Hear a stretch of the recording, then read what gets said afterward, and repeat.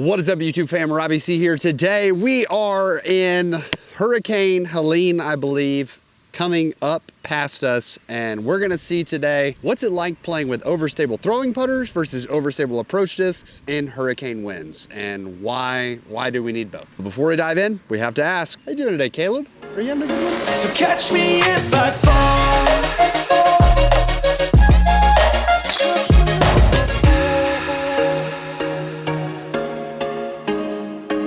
All right, so I was asking the Birdie Fam Discord the other day, what are some video ideas you guys have? And a discussion came up, which was one that honestly, I wasn't really aware was happening. Is there a need for overstable throwing putters and overstable approach discs in your bag? And is there a difference between them? Now, when we say overstable throwing putters and when we say overstable approach discs, I think one of the big differences in this for me is going to be flight numbers. And I know what you're thinking, Mr. YouTube man, all flight numbers made up? Yeah, I do think that they are somewhat arbitrary, especially between companies. But one of the big things that we're gonna use as sort of a reference for this is looking at the fade at the end of the disc, which is quite simply that fourth number. And we're gonna say that if it has a fade of 0.2 or less, it'd be a throwing putter.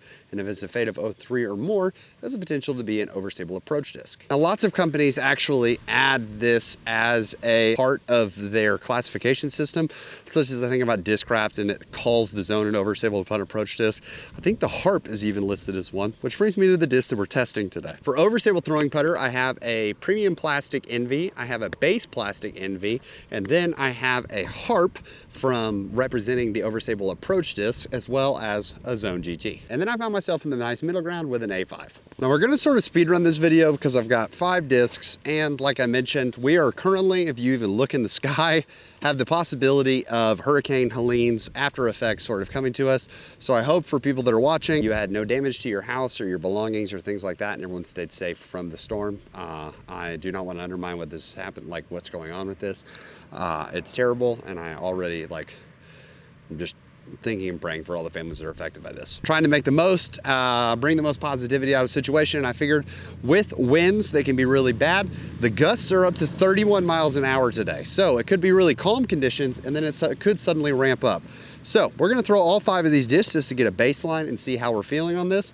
Super short course, so it's very putter friendly. And this is a course that I'm gonna throw my overstable putt and approach disc and my overstable throwing putter on a lot. So we're starting off with the base plastic NV.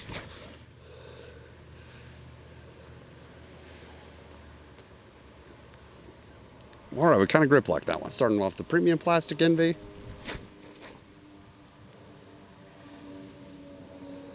We overcorrected there. Keep walking up the line with the Prodigy disc A5.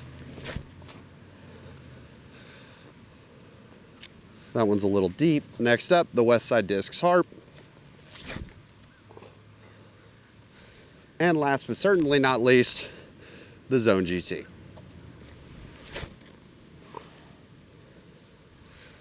That would have been a cool ace. Something I want to note about all 5 of the flights that we just saw. Now, obviously not a great read from the base plastic NV because we just pulled it. It was first throw of the day, actual first throw of the day. But when it came to the Zone GT, right next to the basket, it did create a little less trust for me, even with the premium plastic NV.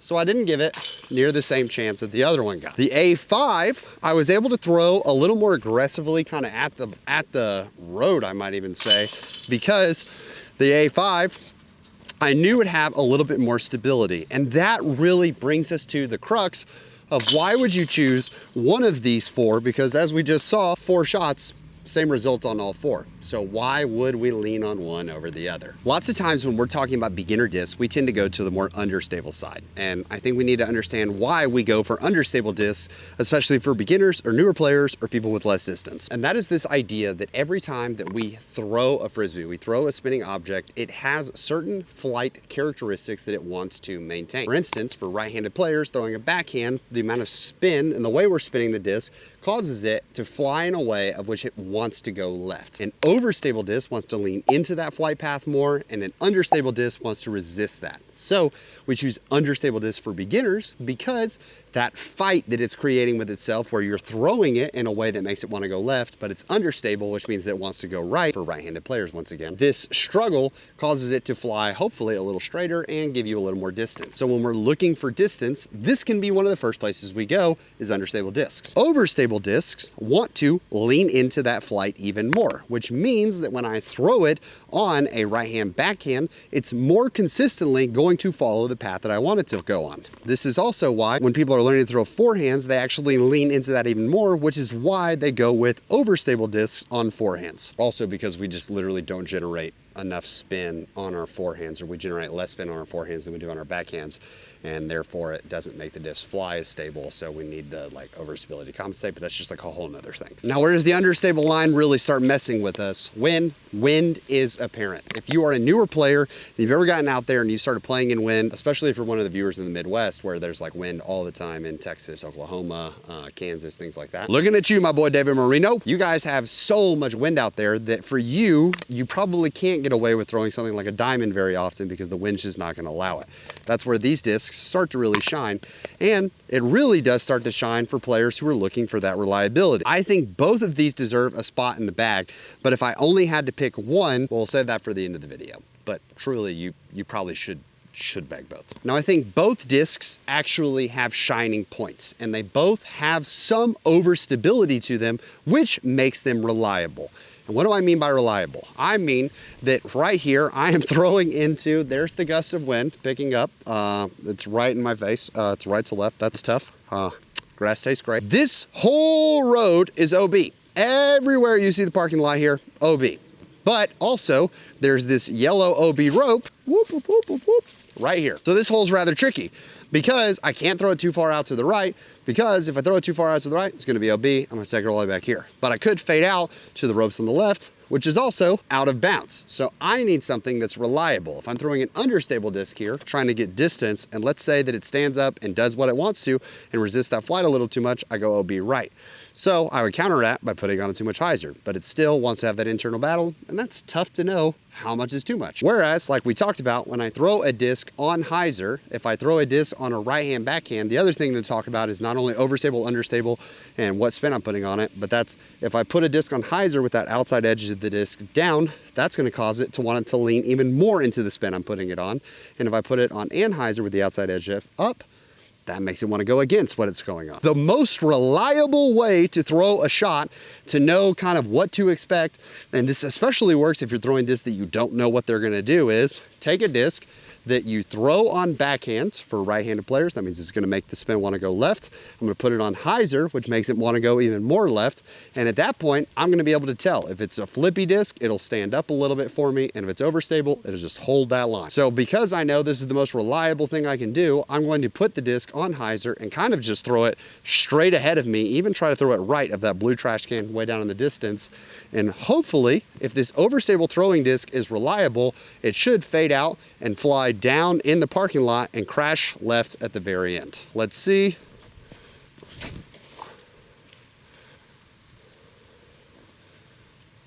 Executes it to perfection. In this type of a wind, one of the things about an overstable throwing putter versus an overstable approach disc is that the overstable approach disc, because it has those extra ticks of fade, which is what makes it want to lean in that flight even more, means that it's a little more difficult to get it to get the distance. But because it has that extra fade, it makes it a little more reliable. So even throwing it into a wind, it hopefully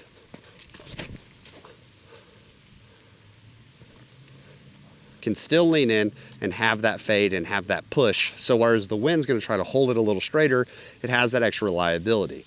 And that's where I think the real trade-off comes for these types of discs. If you have enough arm speed and enough power potential, or the hole short enough, you obviously can get very similar results. But I believe that for most people, the extra reliability that you get from the overstable putt and approach discs, like a harp, like a zone, like a pig. The trade-off you get for that is traditionally less distance. So if you want distance, that is where the overstable throwing putter really shines. For instance, here on the safari hole, if I'm trying to get to that basket between the two trees, if I'm throwing an overstable putt and approach disc, it is definitely reachable from this distance, but I'm gonna have to give this a whole lot of oomph in order to get the overstable putt and approach disc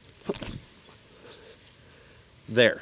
It's really hard to get it there because the trees kind of perfectly frame up in creating this space, which the overstable approach disc wants to do the same thing every time. Fade, fall out of the sky, whatever verbiage you want to use, but it's really good at doing that shot, which is why we love its reliability. However, the overstable throwing putter is not going to fade as aggressively, which also means it can get derailed more often, but it's also easier to get that distance out of the shot. And just like that, the Envy's parked, whereas the zone took way more effort to try to get it to pop all the way out there. If I get trapped into just using, every time I approach, I'm gonna use my overstable approach disc, well, that could be problematic because sometimes it's not the right disc for the shot. But also, conversely, if I'm on a tee box and I'm trying to think, okay, the winds are down, there's the trouble in the way, how do I get this disc to get where I need it to go? Sometimes just thinking about using your throwing putters as off the tee options, sometimes it's better and more reliable to use the approach disc off the tee. Now I think another example of where this shines is a shot like this, 200 feet, wide open area to the basket. I could step up here and say, oh, I'm very comfortable with my Envy, so I'm gonna throw an Envy out here on a forehand and let it try to fade towards the basket. Let's say this big old tree to the right is in my head, and although I could throw the backhand at it, I don't want to hit that tree, so I'm just gonna go out wide and take a lesson from the chicks. Wide open spaces, and try to throw out there. So I'm gonna simply take the Envy on a forehand and try to see what happens. Now here, did the Envy give me extra distance? It sure did, but the wind's swirling out there, so it got a little more difficult to aim that Envy. I can adjust, and I'll use the premium plastic Envy, which should be more overstable, and see if I can answer the right way. But right there, you saw the Envy stood up, and now I'm about 30 feet past the basket. This is where, if I have the arm speed, and I can get a reliable overstable putt and approach disc out there, it certainly is going to fade and go to the wrong basket. You see those trees waving out there? This brings up, I think, a major issue that people have when they really rely on one over the other, and it's not adjusting your flight paths correctly for the type of disc you're throwing. I threw the first Envy out wide, and it just turned over and held straight and went to the left. That is the line that I should be throwing if I'm throwing an overstable putt and approach disc, because I need to hang it wide because it wants to fade. It wants to crash. Let it crash. So what happened? I then took a more direct approach with my second shot and tried to throw it more at the basket. Now that shot ended up better, but because it doesn't have the fade and it went into the wind, congratulations, I'm super long past the basket. And on this 200-foot hole, I don't want to be having a long look. If I'm 150 feet out, I don't want to have a long look. I want to be able to close this hole out with as little stress as possible. So what did I do? I then took the overstable putt and approach disc and I threw it on the same line that I was throwing those Envies. If I really want to lean into trusting these discs and letting these discs shine when the wind's swirling and I have this wide open space, trust that the zone's gonna zone. Trust the overstable putt and approach disc is gonna overstable putt and approach. And hang it out wide and let it crash back to the basket. And if you're someone who throws those more straight putters for your approaches and you're trying to work that reliability back into your game because you keep finding yourself struggling on those short approaches and leaving yourself way more meat on the bone than you need, think about how you're throwing the line. I think it's okay to practice with both and have both options in your bag so that you're not walking up and going like, man, I really don't like when I leave myself some long putts at the end of the hole. This disc wants to be reliable, and I think both options can be reliable. It just depends on what shot you're looking for. Now for the folks watching at home, I said that I would tell you which one I think you should lean into at the end of the video because I think that really one does kind of outshine the others. And unsurprisingly, my love of this mold has actually made this problem somewhat solved and even more complicated for me. And that is the idea of cycling overstable putt and approach discs. You know that I love the pig. Pig is love, pig is life. And I have pigs that don't fly like pigs anymore. That's why Precious Child is in the back. I did not want to have pigs thrown in this video though, because I knew people would talk about it. And I think you can do the same thing with some of these other overstable putt and approach options. The harp, for instance, comes in a billion plastics. Tournament, VIP, VIP Orbit, Tournament Orbit, BT, BT Medium, BT Soft. So if you love a harp, you could have a premium harp that stays flying in that overstable slot, but also you could have base plastic harps that don't fly necessarily as overstable as the other harps are, which means that you may not need to have something like an Envy in your bag because it's still gonna fly. It's gonna give you that extra straight push that you're looking for because it's a seasoned in version of your overstable putt and approach disc.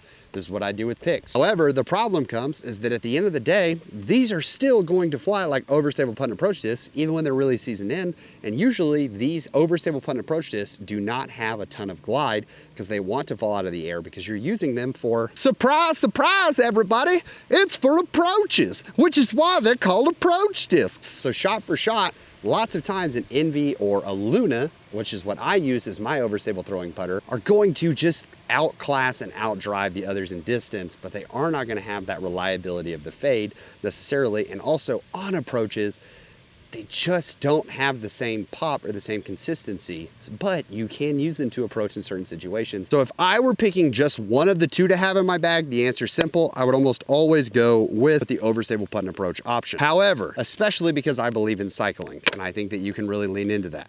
But if you guys are thinking about it, since hole one of the video, we had a fifth disc that we haven't shown. Enter from the top rope, the Prodigy A5. That would have been way cooler if I caught it, but I didn't want to look because I would be cheating. Now, Prodigy's naming system is super confusing for a lot of people, but you basically have like P is for putter, M is for mid-range, F is for fairway, D is for driver, X is for long distance driver, H is for hybrid between fairway and distance driver. Simple system. The last is A, which is for approach. The A5 should be 1 being the most overstable option, 5 being the least understable option.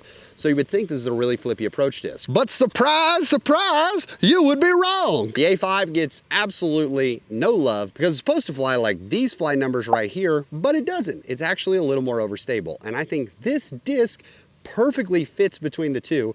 So if I couldn't bag an overstable putt and approach disc and I couldn't bag a throwing putter, this would be what I would bag. So for one final set of throws, let's see what the Envy looks like in comparison. We'll throw the Envy and then we'll throw the Zone and the Harp and then we'll throw the A5 just out there.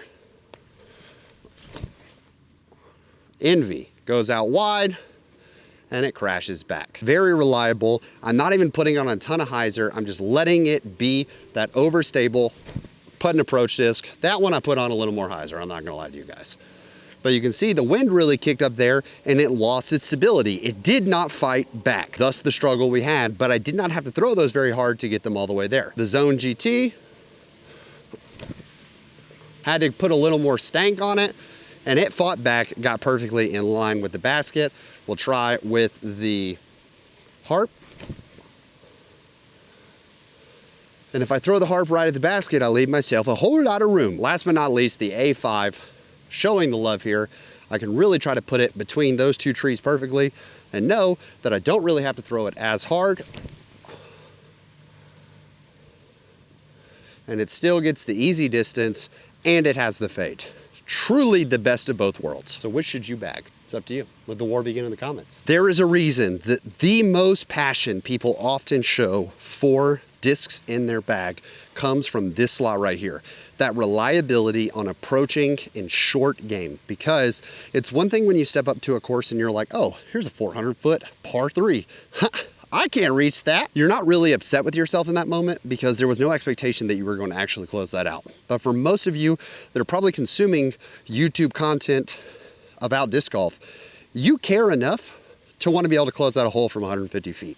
And overstable throwing putters and overstable approach discs can really help make that a little more possible and a little more consistent. So I'm not entirely sure at the end of this video that I really took a stance either way, But I hope I gave you a lot of factors to consider on why you should bag both of these types of discs. When I say that I love what pigs do for me, obviously you saw in Tuesday's video that, hey, the Zone GT is currently holding that slot down, but that's not because the pig wasn't flying correctly. It is just reliability and accessibility and honestly freshening things up. Because I have pigs seasoned in so comfortably, that's why it's really difficult for me to be like, oh yeah, all the pigs are coming out, all the zones are going in. Because I have that trust and reliability, and Precious Child, because I love it and I know exactly what it does, actually makes it so other discs have less of a chance of making it into my bag, because they've evolved from this stock shot to having a little more option and opportunity out there. And I hope you can find that same comfort too.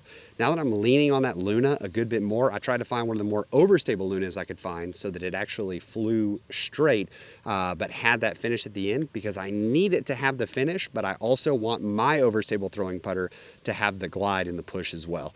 It's one thing if it just goes really straight. If it goes really straight, most often I'm going to step up to a mid-range, which, spoiler alert, that's Tuesday's video. Why we should love mid-ranges a little more, or why you've been overlooking one of the best parts of disc golf. So that's going to wrap it up for today's video. Let us know in the comments down below, what is your overstable throwing putter versus your overstable approach disc? Do you bag both? Do you bag one over the other? So thank you so much for watching. Hope you have an amazing rest of your day. Please make it fantastic for someone else too. Hope you're all staying safe. There is rain starting to gather on top of my camera, so we're going to cut it there. But hope you guys have a great day. Make it fantastic for someone else too. But for now, we're going to leave you with the birdie.